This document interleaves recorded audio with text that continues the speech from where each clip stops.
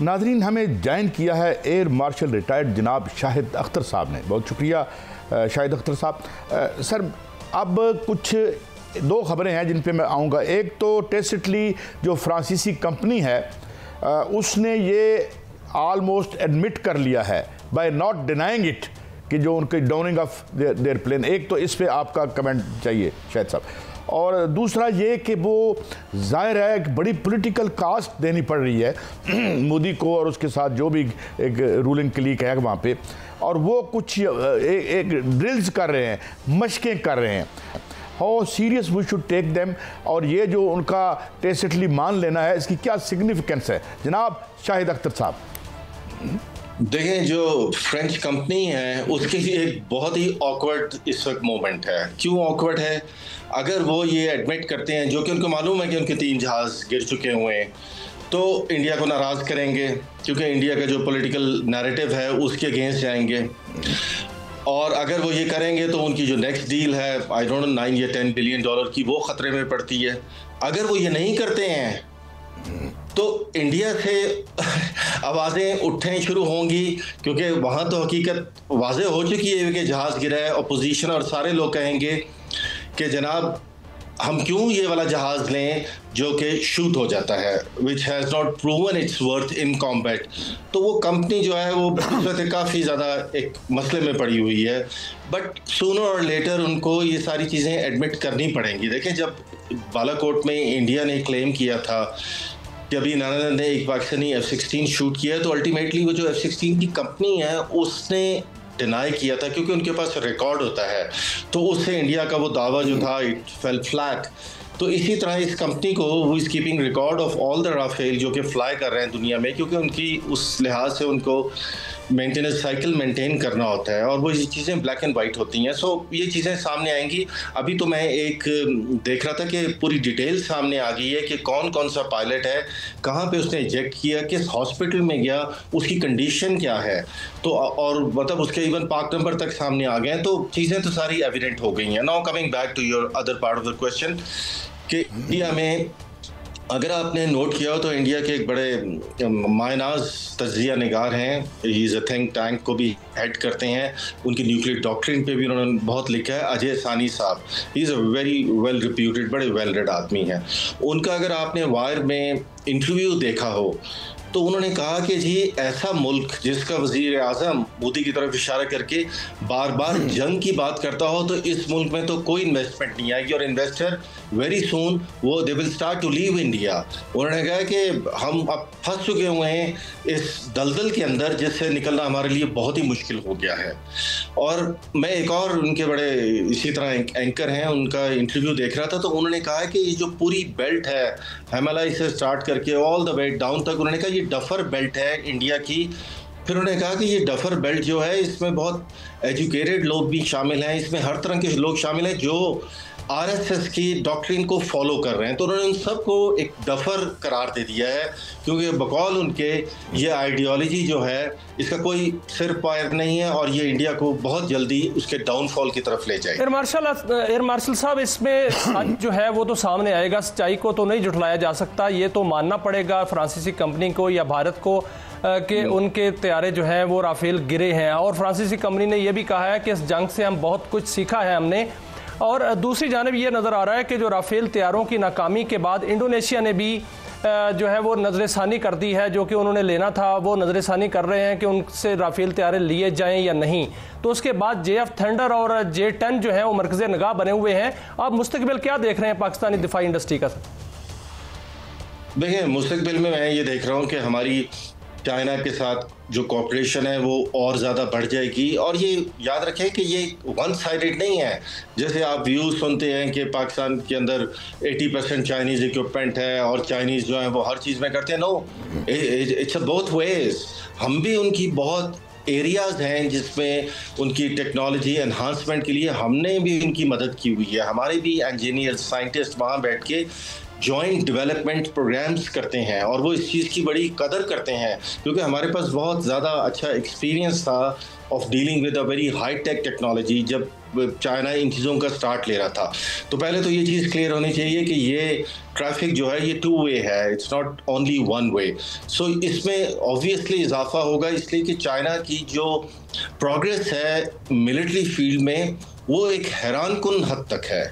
इस हद तक वो स्टीप उनका राइज हुआ है, क्योंकि मैंने तो ये इन चीज़ों के साथ डील किया ना, so I can vouch for that कि जो कभी भी मगरब में इस तरह स्टीप राइज नहीं हुआ था किसी भी चीज़ की डेवलपमेंट का जिस तरह चाइना में हुआ है, और यही चीज़ मगरब को बहुत ज़्यादा परेशान भी कर रही है।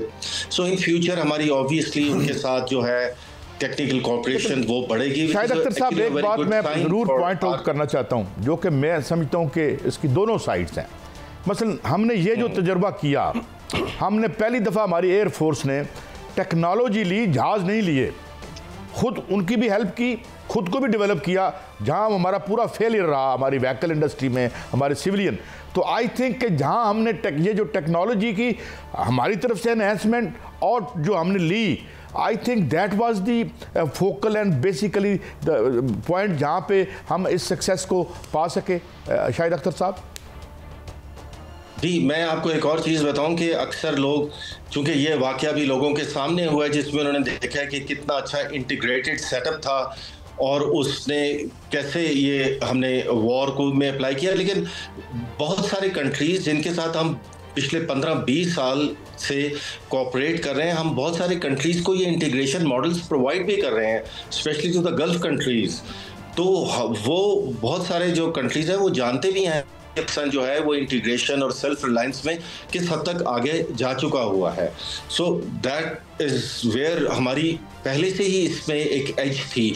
ये एकदम नहीं हुआ, कोई भी चीज़ जो है याद रखें कि इस मास लेवल पे जिसमें इतना कॉम्प्लेक्स फिनोमेना हो वॉर फाइटिंग का, 120 जहाज एक दूसरे के सामने आमने सामने हो, वो उसमें चीज़ें जस्ट कोई एकदम नहीं हो जाती कि जी ये सब कुछ था। इसके पीछे डेकेड्स की मेहनत है। अल्हम्दुलिल्लाह एयरफोर्स जो है वो इन लाइन्स पे बहुत अरसे से काम कर रही थी, और जो करंट चीफ हैं वो तो खैर इसको एक इंतहा पे ले गए थे, इनके ज़माने में तो इसमें बहुत तेज़ी से प्रोग्रेस हुई, बट उससे पहले भी हमेशा इस चीज़ का एहसास रहा था कि हमने खुद ही अपने खुद इंहिसारी की वजह से ही हम आगे जाएंगे। अच्छा, क्योंकि जाहिर है इकोनॉमिकली हमारे पास वो लग्जरी तमत्तो कर सकें, आप ज़्यादा इस्तेफादा कर सकें। अब मिलिट्री पॉलिटिकल ज़ाहिर है दोनों हम अलग नहीं कर सकते।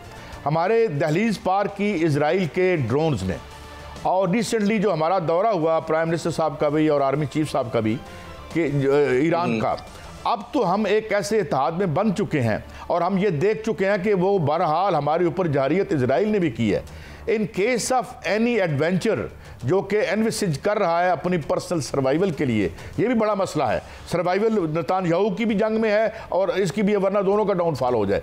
और कितना सीरियस समझते हैं इसको कि we could be involved in Netanyahu हो गए जी, नेतन्याहू हो गए या प्राइम मिनिस्टर मोदी हो गए, इनका हमेशा से जो इलेक्शन का जो बुनियाद रही थी इलेक्शन जीतने की या लोगों के जज्बात उभारने की, वो बदकिस्मती से पाकिस्तान ही रही है मोदी साहब की। आप इनकी पिछली 15 साल की हिस्ट्री देख लें, आपको इसमें यही नजर आएगा। लेकिन आप इनके लिए बहुत मुश्किल हो गया है।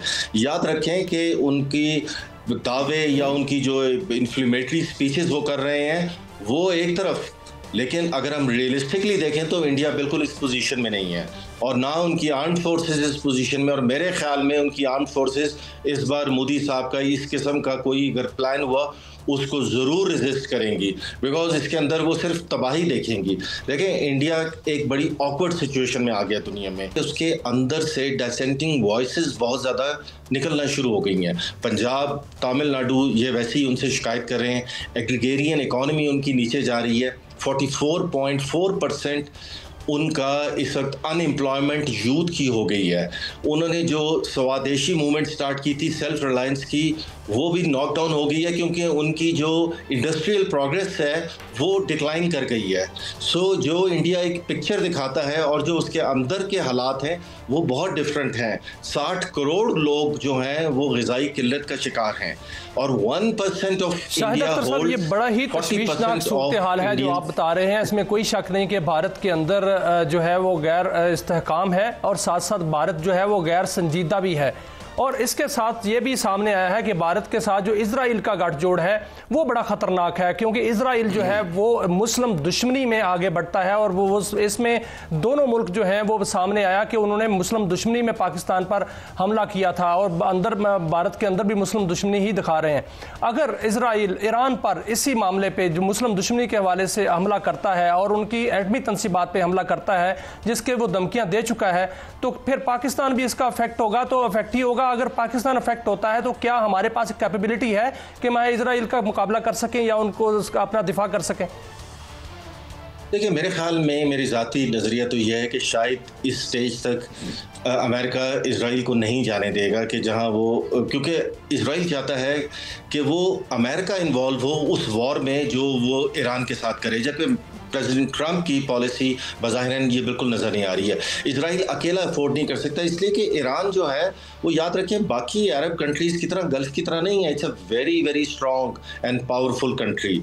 उसकी जो मिलिट्री टेक्नोलॉजी है वो एक तबाही फेंक सकती है जवाब में। सो अगर ये इतना आसान होता तो इजराइल अब तक कर चुका होता, but it is not easy. और याद रखें कि बाकी भारत का इजराइल के साथ मिलना और मिल के कोई टेक्नोलॉजी डेवलप करना या पाकिस्तान के लिए ख़तरा, ये कोई इतनी ख़तरनाक बात नहीं है। हम इस चीज़ को पिछले 30 साल से जानते हैं और जाहिर है हम इसके लिए तैयारी कर रहे हैं, तो हमें इस चीज़ का बिल्कुल फिक्र करने की ज़रूरत नहीं।